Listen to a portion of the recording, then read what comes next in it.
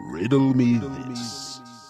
I can use creation tools that can allow you to record and edit your podcast from your phones and computers. I can distribute your podcast so it can be heard on all the major listening platforms such as Spotify and Apple Music. I can make you some money, no strings attached. I'm free as a bird. I'm something you raise on a ship besides a sail. Who am I? That is correct. Anchor, baby. For more information, visit anchor.fm today. Greetings, fellow investigators. Special Agent Spooky Clutter here. Have you ever had a craving for a nice, refreshing energy drink, but you don't want the annoying sugar crash that comes with it? Well, you're not alone, and I've got a great alternative that's bound to get your attention. I'd like to introduce you to Raze Energy.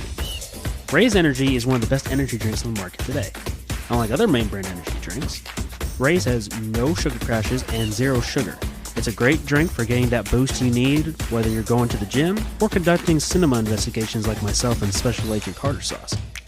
So, if I got your attention, then do yourself a favor and go to repsports.com and try it out. When you get to checkout, use code CFILES for a great discount. And we here at the C-Files would like to thank Raze Energy and Rep Sports for sponsoring the podcast. With that all being said, enjoy today's episode, and until next time, my fellow investigators, remember, the entertainment is out there. You're listening to the C-Files RetroAthon. In Season 1, they investigated some of the greatest horror and sci-fi that cinema has to offer. Now, they're taking you to the classics that started it all. From the mystical performance of Bela Lugosi in Dracula, to the terrifying analogy of the dangers of nuclear weapons in Godzilla. Join the special agents of the CBI in the C-Files RetroAthon.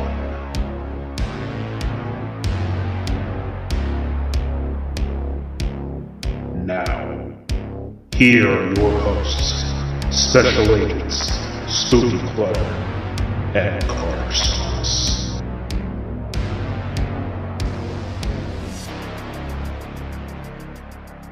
Greetings, fellow investigators, and welcome back to the C-Files RetroAthon. I'm Special Agent Spooky Clutter. I'm Special Agent Carter Sauce. And I'm Special Agent T-Con. And today we are continuing with our RetroAthon and reviewing 1934's The Black Cat, starring Bela Lugosi and Boris Karloff. And I gotta say, I was really anticipating this movie because when I heard and read that Boris Karloff and Bela Lugosi starred in this movie, first of all, we're big fans of Boris Karloff and Bela Lugosi, especially because we reviewed Dracula and The Mummy, and hearing that they starred in the same movie together, it was kind of like a once-in-a-lifetime opportunity to get these two legendary icons in the same film, and I'm very excited to talk about this. The gist of the story is that you have David Manners returning. You guys remember him from Dracula as Jonathan Harker, and he's with his wife in the movie named Joan Allison. His character's name is Peter Allison, and he's with his wife Joan Allison on the Orient Express, I believe it is. You are correct. And here's a fun fact about the Orient Express, though. The Orient Express is actually real, though. It was a luxury travel train. Think of it as like because this is before ocean liners and airplane travel was a thing, though. So the Orient Express is actually a long-distance passenger train that ran from Budapest all the way to, up from Istanbul to Paris. It wasn't until 2009 that they were decommissioned, though. And if you're wondering, why does Orient Express sound familiar? Well, then you probably have read the book Murder on the Orient Express of the same name. Right, so basically the story of the film is that Peter and Joan Allison are, I can't remember if they were on a honeymoon or they were just vacationing, but they're on a train and they come across Dr. Vitas Werdegast, played by Bela Lugosi, and they're going into Hungary. And they happen to be going into the same town. So they get off the train together and they catch a bus ride, but they get into a freak accident during a thunderstorm or a rainstorm. The driver of the bus is killed, and everybody that's left is Peter, Joan, Dr. Vitas, and his assistant, Thalmal, played by Harry Cording. And they go to the house of Helmar Posing, and it turns out that Vitas and Helmar have a bit of a history.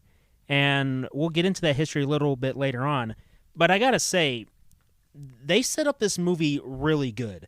When I saw Bela Lugosi show up on the scene for the first time in this film, all I could think about was Dracula. Yeah, whenever a character, like whenever you see an actor or an actress and you know they're famous for a certain role and you see them in a different role, and it's like, you know that there's still bits of the actor's previous character in the other character, or like the appearance, though, because when we see Bela Lugosi or the Doctor, he has the slicked hair. He has a slicked hair, and he doesn't have long fingernails. But you could just tell that it's basically a reincarnation of Dracula minus the vampirism. Right. So they get up to Helmar's house, and we get to see Boris Karloff.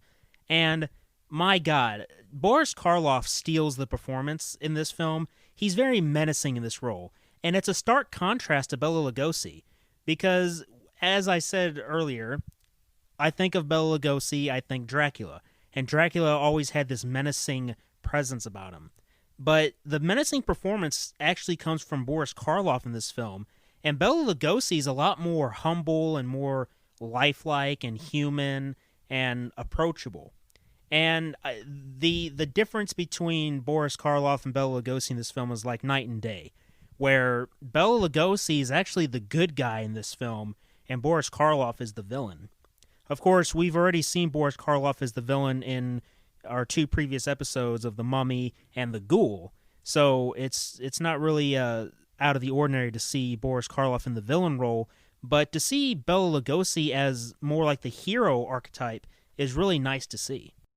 Yeah, you mentioned about them showing up at the house, and I have to tell you that the house was a futuristic just layout of beautiful proportions. The staircase, the doors, the lamps, the furniture. I would have loved to have seen this film in color just to see the layout of everything. And we're talking 1934 here. You wouldn't see anything like that on a large scale until like 35 years later, like in a James Bond movie. And you know, you have the typical villain with Boris Karloff. He could have fit real well in with a James Bond villain 30 years plus later, in my opinion. I would like to add on to the mention of the design or the architecture of the house, though.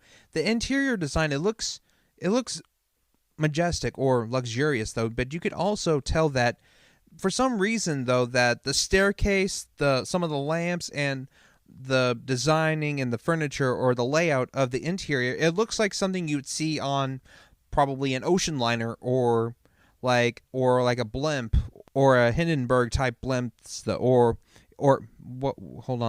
Zeppelins, because either a Zeppelin or a cruise ship or an ocean liner, as I would say, because if you look up pictures of the Queen Mary or any other famous ocean liner and you see those types of staircase and those lamps, you would get the idea, though. Yeah, I agree. The interior of Helmar's house is very unusual.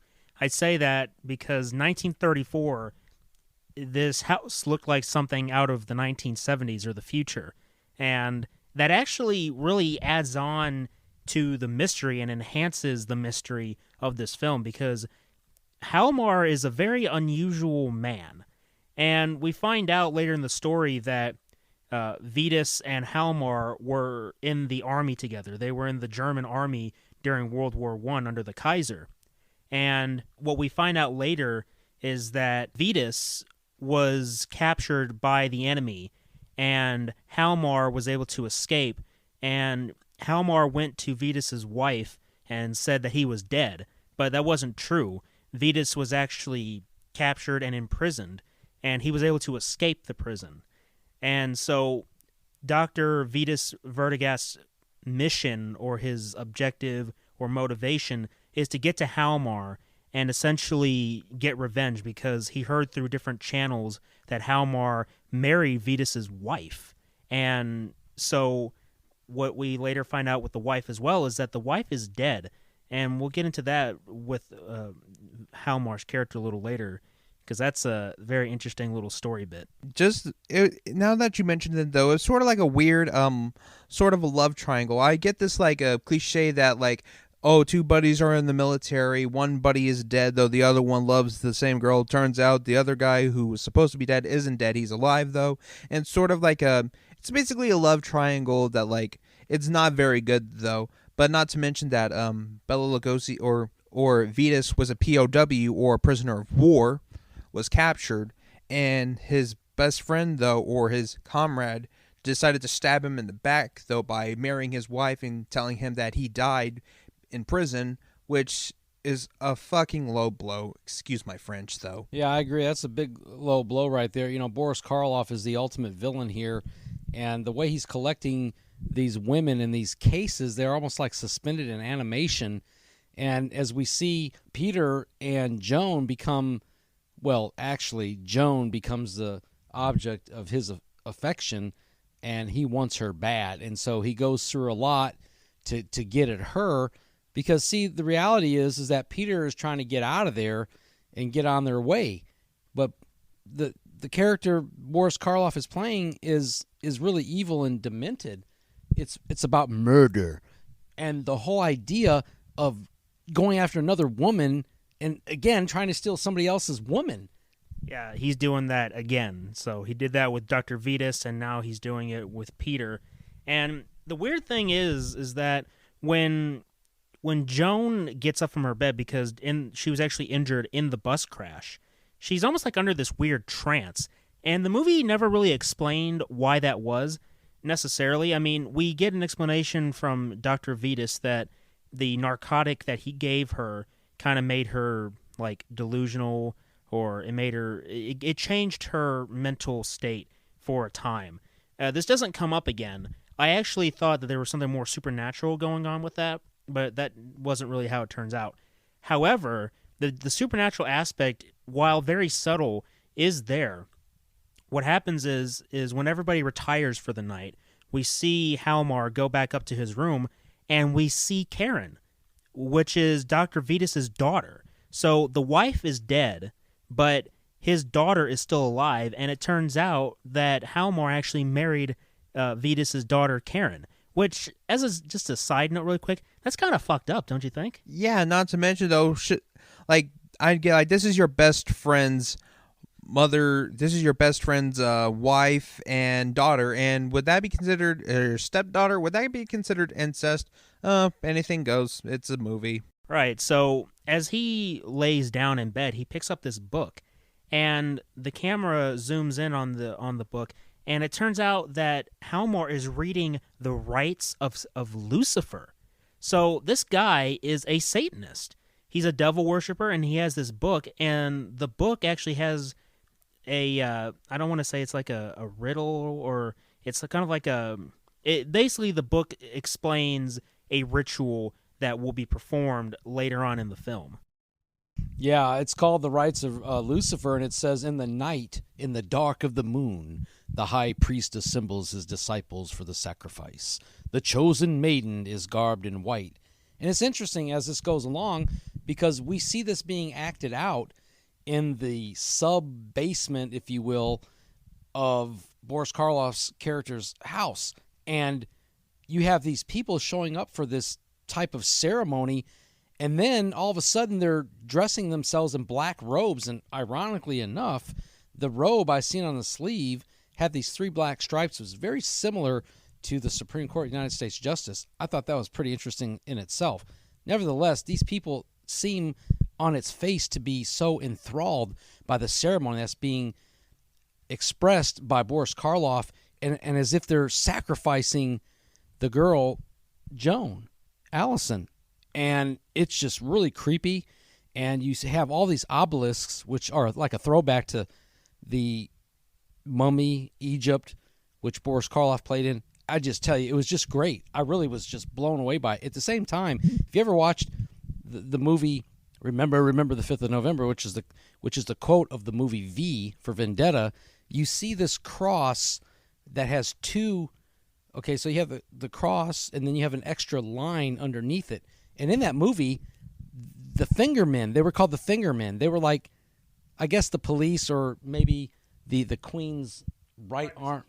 Yeah, private security guys, and they were trying to get people in that movie that, hey, we're out here and we're trying to keep people under curfew and get them back in their house. They were dirty guys. Anyway, I digress from that. It's really creepy, the sacrifice that's going on. The visuals were just amazing for that particular scene.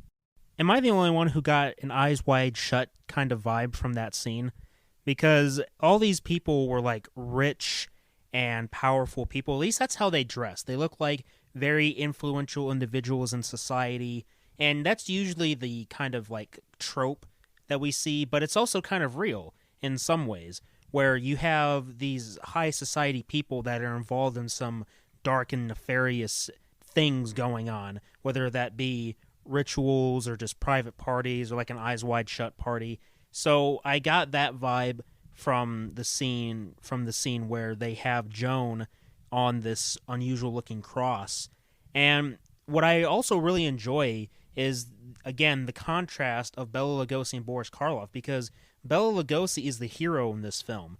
And during the film, Bela and Boris get into a chess match. And basically, the way they talk is they're fighting or playing for the lives of Peter and Joan. And Bella's trying to rescue them by playing this game of chess. And if you analyze the movie and you look carefully, you could say that this movie is an entire representation of a chess match, where you have these two opposing forces that are both powerful in their own rights because they have this authority. And the lives of two innocent people are hanging in the balance. And it's really fascinating, and I loved every second of this. It's, like I said, like the game of chess. So it's basically, chess is basically a game of strategy and statistics. You got to know where's your piece going, where's your king gonna, like, where you're gonna move your king, where's your piece going, etc. But, and the mention about this group of satanic worshipers and how like they were rich and famous and stuff like that, it just gives me a Hellfire Club vibe, though, because if you remember back in the days, the Hellfire Club was a secret organization of members of either the rich, the elite, where they would mostly just dress up, have parties, they would just gamble, they would have orgies, and sometimes they would do human sacrifices or animal sacrifices. I even know, fun fact, Benjamin Franklin was actually a member of the Hellfire Club, which is actually a real club, though. I think that they don't do that anymore with human sacrifices and stuff. Yeah, it seems like the secret societies seem to always be at the center of activity like this. I like to say that Thamal, who was the assistant, if you will, of Verdigast, right? And he actually was like playing a part where he was pretending to be against Bela Lugosi's character, but he was actually working with him. If you remember, he was in the bus with them, so he is Bella's servant. But basically, what they did was they had Thalmal going undercover essentially and kind of playing both sides because he's working with Bella, and it is kind of sad to see him die. But he went down fighting. You gotta give him credit for that. Yeah. At the same time, Boris Karloff had his assistant, kind of like an Igor kind of guy. He really looked like a short version of Leonard Nimoy, like Spock, and he was playing a bad guy too. And it was pretty deceiving, and deception was just ever present. And as we get closer to the final battle between Bela Lugosi and Boris Karloff, where Thamal comes in there, he actually got shot by Boris Karloff's character. His servant shot him, and we thought he was dead. But yet, as Boris Karloff is fighting against Bela Lugosi's character, there's some great lines there, and I'd like to get into that as we get more into this discussion. And then all of a sudden, out of nowhere, we get the assistant opens fire and shoots the Thamal, and we think he's dead, but he would show up later to actually help out. Yeah, and I would like to mention earlier how Bela Lugosi's character and Boris Karloff's character were soldiers fighting for the Imperial German Army during World War I, though. And it's weird, though, because they are veterans from a war from 16 years ago, because the story of it takes place in 1934. So basically 16 years ago, they were fighting in the Great War. But foreshadowing, though, because the bus driver mentioned where they were driving, though, because when they were driving before the crash, though, the driver was talking about how many men died on this battle, how many men died on this land, and what happened to them, stuff like that. The war, the casualties, the wounded, the fate of them, and stuff like that, though. But it wouldn't be until 5 years later with the outbreak of World War II. Right. Yeah. One of the things I really like is where they give like the history of like World War I just a little bit, as just like enough backstory to give us context on what's the mindset of Bella and Boris's characters. And they, again, the stark contrast between the two is really good. One thing I want to touch on is the supernatural aspect. I mentioned earlier that the supernatural stuff was a little bit more toned down, and this is a horror movie, and I definitely see why, because what's going on here is that after Boris told Bella's wife that he was dead, they got married, but somehow she died. And the film doesn't exactly explain how, other than Boris said that she had pneumonia. But I think that was a lie, because we obviously see that Boris is part of a satanic cult. And one of the scenes before we actually get to the cult scene, we see Boris with a black cat going down into this basement area, and he has a huge lineup of women in these white dresses. And they're all in like suspended animation. We're to understand that they're actually dead, but their bodies are somehow preserved in these glass cases, and they're levitating. So you have your supernatural aspect there. And the white dress with the women is a hearkening back to the Rites of Lucifer, the book that Boris was reading. And you can kind of surmise that that's what happened to Bela's wife, that she didn't actually die of pneumonia. She was a sacrifice for Satan, and her body is probably preserved somewhere else. Actually, it was, because Boris shows Bella his wife, who's in suspended animation while her body is, and Bella is like ready to kill this guy, And to be honest, I mean, you'd probably be. I'd feel the same way. I mean, I'm gone into war, and I'm left for dead, and my wife and child are alone. But then my supposed best friend takes care of them. But come to find out, he's a Satanist, and he killed her. I'd be pretty pissed off too. Yeah, I would be on the warpath, though. Like, if you stab me in the back and then you literally killed my wife, though, yeah, I would basically be on, like, either a John Wick or a Beatrix Kiddo vendetta. Like, I'm hunting you down. You better pray that you stay dead, because if you don't, I'm coming for you. Stuff like that, though. And I like how, like, there's moments on there where it's very suspenseful. And the part that Boris Karloff's house is actually built on, like, I think it was like an old prison of, I think it was like a prison or something, or an asylum. Yeah, I think you're right. I like asylum. Asylum or a prison, I can't remember exactly, but it kind of drives up that kind of suspense and fear factor. I actually thought that the movie would actually go in a different direction with that, because when you usually think of a new house or new property that's built on like an asylum or on a graveyard, you think of like things like the Poltergeist movies, where you have these ghosts haunting the new residents. But there weren't any ghosts. The only supernatural thing, as I stated earlier, was the whole Satanist ritual angle, and that in itself is pretty scary when you think about it. Also, reference to the Black Cat, though, that this was actually a film adaptation of a short story of the same name by Edgar Allan Poe. Right, yeah, and just to add to that suspense, and you guys might have mentioned it earlier, the Black Cat is basically the thing that Vertigas suffers from.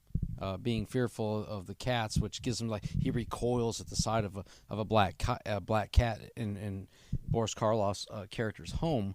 So, and he's shocked at his reaction. Peter was, but nevertheless, that adds to the suspense with the black cat, and that kind of phobia, I guess it would be called, Aureliophobia or something like that, or gatophobia, something of the fear of cats, though.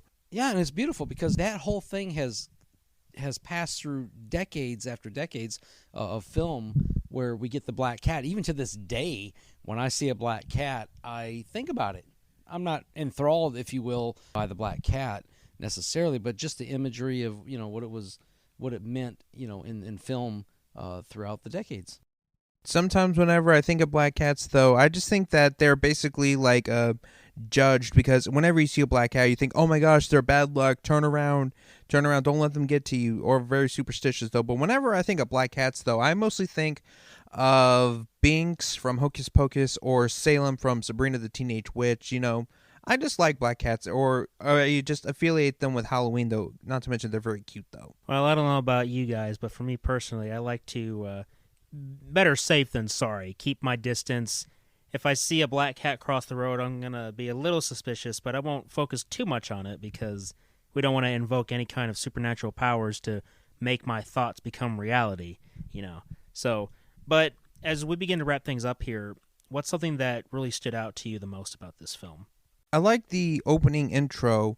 It was because whenever you think of an old-fashioned Hollywood movie intro, you think of, like, you see the characters, like the actor or the player's name, but then we see like this weird kaleidoscope effect or a transition. We see the characters, we see the actors playing the characters from the scene, and the transition it's to another character.